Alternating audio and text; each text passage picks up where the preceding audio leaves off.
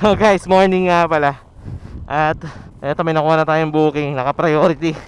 And here we go again. Kailangan natin magmadali kasi yung client nagre-request na before 8:30 ma-deliver na natin tong item. Pero okay lang, kasi mula dito, suggested ni Google, 16 minutes nandun na tayo sa drop-off. Eh, ang time check natin is alas 8 ng umaga. Kaya hindi, re-recta ko na to, di-deliver ko na agad to. Hindi na tayo magdo-double book since naka-priority nga ito. Malapit na tayo sa drop-off. Time check, 8:08. After 8 minutes, nandito na tayo. Pero mga 8:10 siguro, madadrop natin to. Kasi ilang minuto na lang, ando na tayo sa drop-off location. May in-expect po kayong delivery, ma'am? May in-expect po kayong delivery? Teka lang po ah. Sa inyo po ba ito? Sa inyo po ito? Ang nag-book po, Jesselyn po. Ayan. Picturean ko lang po, ma'am. Pahawak na lang po. Thank you po. Uy, okay. Kuha ko. San Pedro. Thank you po, ma'am. May nakuha akong booking. Going to San Pedro, Laguna. Mula dito sa Tanza. Eh, pick upin lang natin to kung ano man item to. Yan, lapit lang ng pick up location. 1 kilometer lang mula sa location ko. Hindi pa pala ako nakapag-manifest, no? Manifesting booking, manifesting good session, manifesting more blessing today. God, kayo na po bahala sa akin. Lahat po ng mga mangyayari sa akin is will nyo po. Kaya, yun. Thank you very much po agad sa mga blessing na matatanggap ko for today. And sana, keep me safe po. Yan, tara, pick upin lang natin to. Opo, lalamove po. Ang payment doon na lang din po. Thank you po. Going to San Pedro, Laguna. 1 oras mula dito. So hanap tayo ng booking na papuntang pa Laguna rin. Hindi ko kaya pag may nakuha pa ako isa pa guys. Okay guys, quick update. Hindi na nga pala tayo nakakuha ng booking simula na nakuha natin tong papuntang Binyan, papuntang San Pedro, galing Tanza. Kasi walang pumapasok na booking.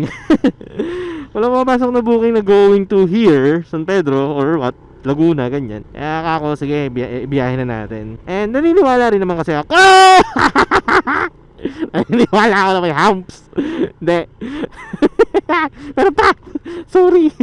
Ayan, naniniwala ako na etong paglalala move is everything happens for a reason at the right time and right place. Yan. Kaya kung wala tayong nakuha booking nakasabay, technically na-delay tayo, di ba? And merong reason yung delayed na yan kasi meron pa tayo much better na makukuha. Yan yung nagiging mindset ko talaga sa paglalala move ko. Lahat ng nangyayari, lahat ng bagay ay may rason kung bakit yun nangyayari. Parang ganun kung ano nang sabi ko. Pero guess nyo naman ako.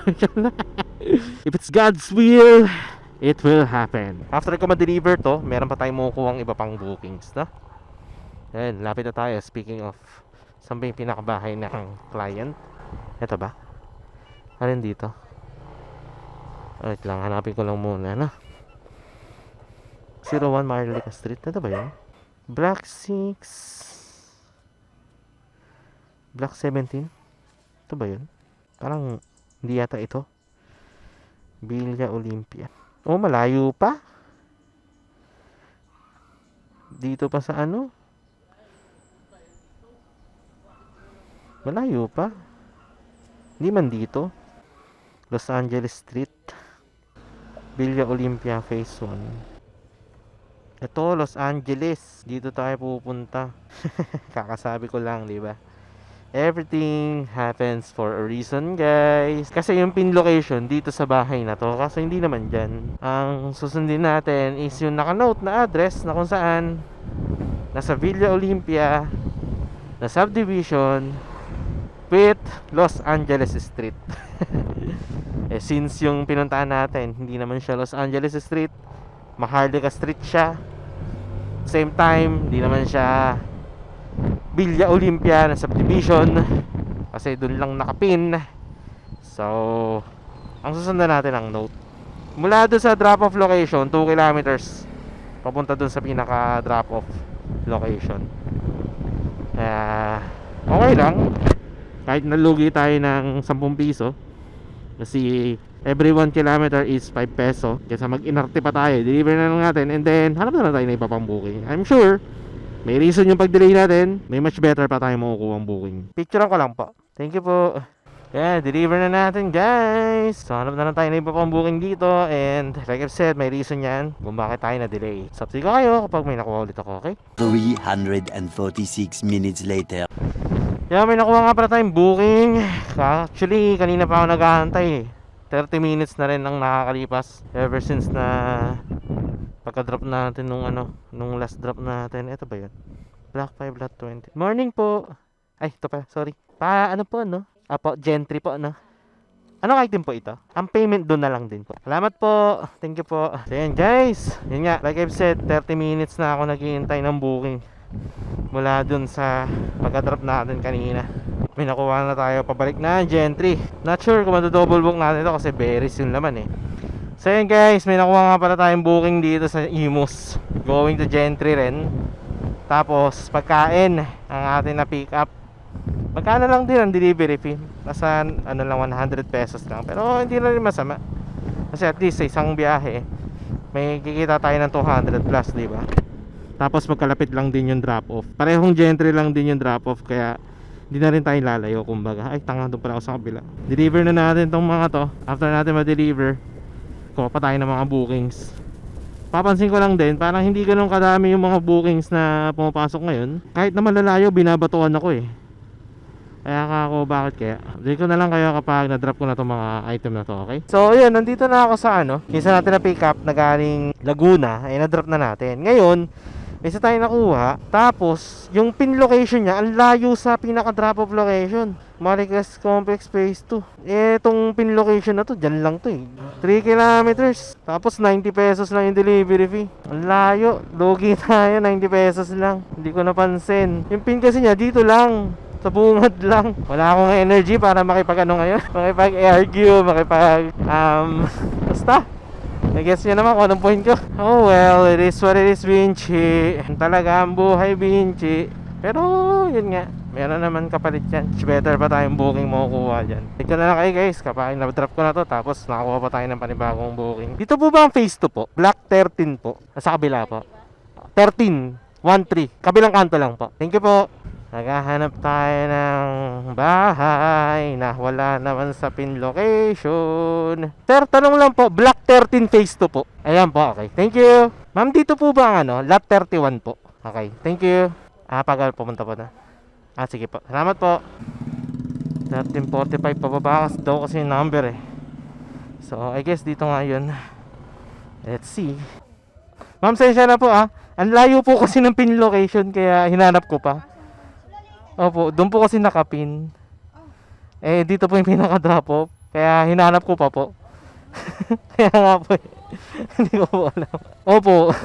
Pero hinanap ko na lang po ito. Saan ko po pwede lagay? Marami po kasi. Pipicturean ko lang din po, ma'am. Sige po. Bali 90 pesos po nakalagay eh. Ay, okay na po ito. Salamat po. Thank you po. So yan guys, na-drop na natin. Hindi ko na siningil ng additional kasi nagbigay naman ng tip. Thank you po. So, hanap pa tayo ng booking. Pahinga lang din muna ako, grabe ang init. Uhaw na ako.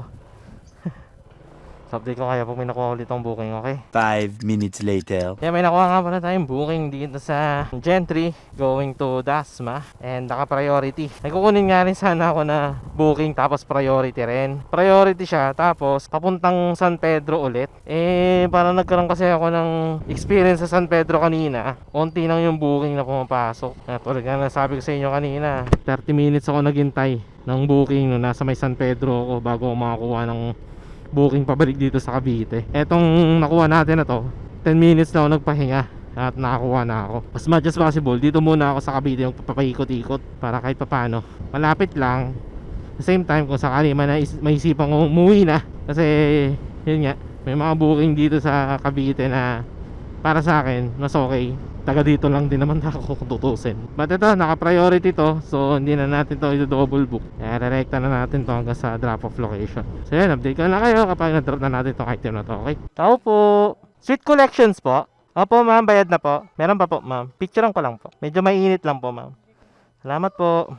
Yan. Na-drop na natin. Harap na tayo panibagong booking. Init. Grabe. Tignan natin kung may mamakuha pa tayong booking guys. Dito ko kayo, okay? 10 seconds later. Guys, di ko alam saan ako naputol. Pero eto, may nakuha nga pala akong booking dito sa may Bacoor going to Dasma. Andito na ako sa may Dasma kung tutusin.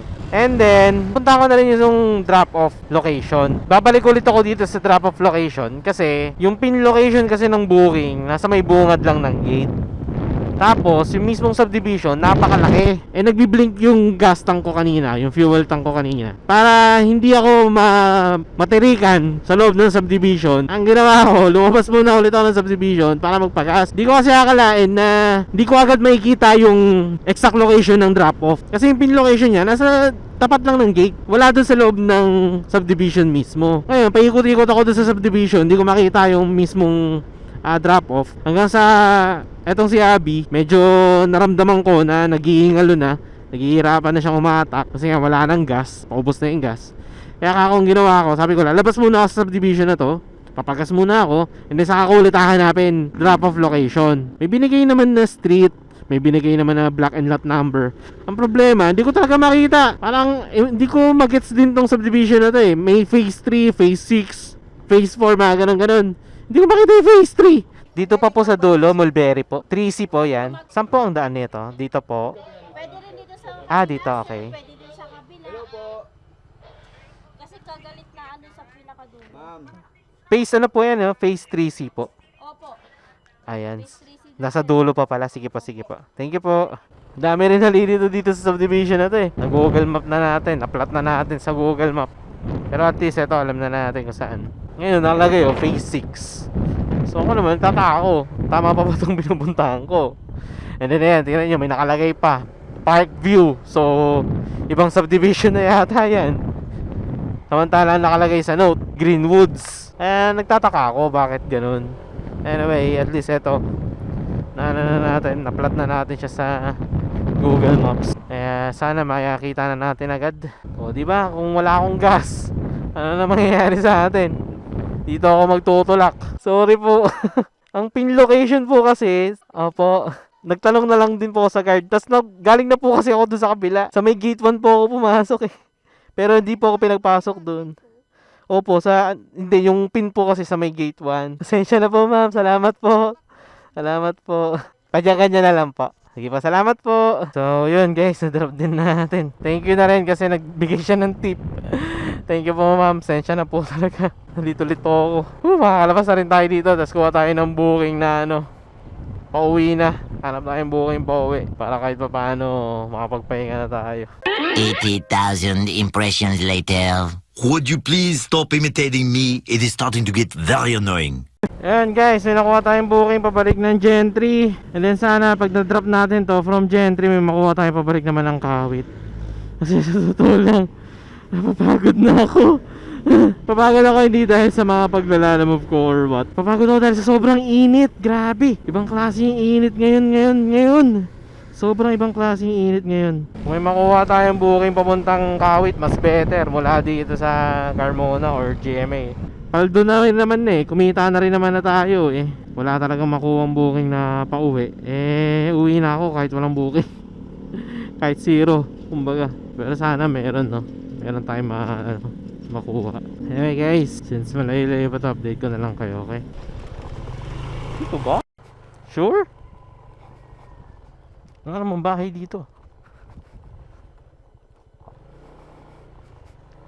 Are you sure? Nandito ang daan. Aray ko.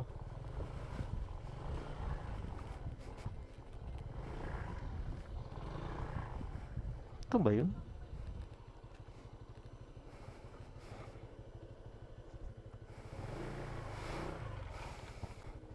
Hello po ma'am, lalamove po. Sinundan ko lang po yung pin location Teka lang po Kasi dito po ba yun sa may po? Teka lang po. Yung nakalagay po kasi sa Opo, Bilde Palm. Tapos ang pin location po sa may KPN1 subdivision. Nakikita niyo po ba yung position ko ma'am sa Lalamove app po? Babalik po ako ma'am kasi mamaya papakita ko po sa inyo saan nakapin. Pero sige po, babalik po ako. Sige po ma'am, papunta na rin po ako. Salamat po. Sabi na ewan ko bakit anong problema na itong Lalamove na to. Yung address naman, nakalagay naman, Bilde Palm. Siyempre, yung client, ipipin niya yung address na yon. Yun yung sinasuggest ni Lalamove Ngayon, once na napin na ng client yung location or yung lugar or yung pangalan ng lugar, isasuggest ni Lalamove sa client yon. And then, doon magko-compute si Lalamove ng ng delivery rate, ng route, tsaka pin location. Ngayon, kaming mga rider, syempre, magbe-base lang din kung anong nakalagay sa Lalamove app. And for example, eto nga. Kung makapansin nyo guys, ang nakalagay sa sa Lalamove app is Ville de Palm. Yan. Ville de Palm. Ibabasa nyo yan. Ngayon, kapag pipindutin ko tong part na to, ibig sabihin yan yung parang isasuggest ni Google Maps yung daan papunta dun sa booking na nakapin dito sa Lalamove app. So pag ginamit na natin Google Maps, lalabas yung isasuggest ni Google Map. At eto na nga, ayan, dun pinapupunta ni Google Map, dyan sa part na yan. Pumunta ako dun kanina, pero hindi naman dun yung exact location. Ako, syempre, nag-base lang din naman sa pangalan ng Ville de Palm. Upon checking sa Google Maps, meron pa palang ibang Ville de Palm o pangalan ng subdivision. Yun yung exact location talaga. Hindi dito sa sinasuggest ni Google Map, hindi rin sa sinasuggest ni Lalamove. Talaga sa isa, sinearch mo yung pangalan ng Ville de Palm, yun yung pinaka-exact address ng client. Na-drop na natin guys. Buti naman na-drop na natin. Madali lang natin nakita yung bahay nung drop off. Update ko na lang kayo guys sa mga susunod na mangyayari, no? 15 minutes later. Yo, may nakuha nga pala akong booking guys. Pero bago ko sabihin sa inyo yung booking, pipikapin ko muna. Pangatlong kanto, kaliwa. Lalamove po. Ang drop off po, ma'am, sa mismong Yamaha 3S po. Okay, sige po. Ang payment doon na lang din po. Okay, salamat po. Ayun. Yun nga guys, may na-pick up tayong booking after natin ma-drop yung dito sa Gentry. And thankfully etong itong drop off natin, malapit na sa bahay. Yes! Malapit na tayo sa bahay. Makakauwi na ako. Napakalapit lang, tutusin mga 1 kilometer na lang, nasa bahay na ako. Time check natin 4:19 ng hapon. So basically mga alas 5 siguro possible makauwi na tayo. Makapagpahinga na tayo. Thank you Lord, thank you God. Sabi sa inyo lahat na nangyayari may mga reason Inisipin nyo, di ba, kung maaga-aga tayo natapos or wala tayo dito ng gantong oras. Kaya tayo na-delay kasi yun nga, imagine niyo, di ba, kung di tayo na-delay or mapaaga tayo dito, hindi tayo makakuha ng booking na ganito, di ba? So, yan yung yan yung parang pinaniniwalaan ko ngayon. Ganyan ko ngayon tinitake yung mga nangyayari sa mga buhay ko. Everything happens for a reason and at the right time and right place. Thank you God, thank you Lord. Nakakuha tayo ng booking na pauwi. Malapit na sa bahay. Hindi na magdo-double book, i-deliver ko na agad to. Kasi I'm so tired talaga. I'm really tired right now. Kailangan ko na magpahinga. Ayoko rin kasi i-push pa yung sarili ko, sagarin yung sarili ko. Kasi nga eto na nga lang din yung puhunan ko sarili ko na lang din Siyempre mahal ko rin sarili ko, kaya kailangan ko rin siyang ipagpahinga kahit pa paano. Yan, since mababa pa to guys, 30 minutes pa mula dito hanggang sa drop off location, kaya update ko na lang kayo sa mga susunod na mangyayari, okay? Yan guys, na-drop na natin dito sa drop off yung item. At eto, uwi na ako. Mula dito, ilang kilometers na lang, nasa bahay na tayo. Hindi na ako kuha ng booking, uwi.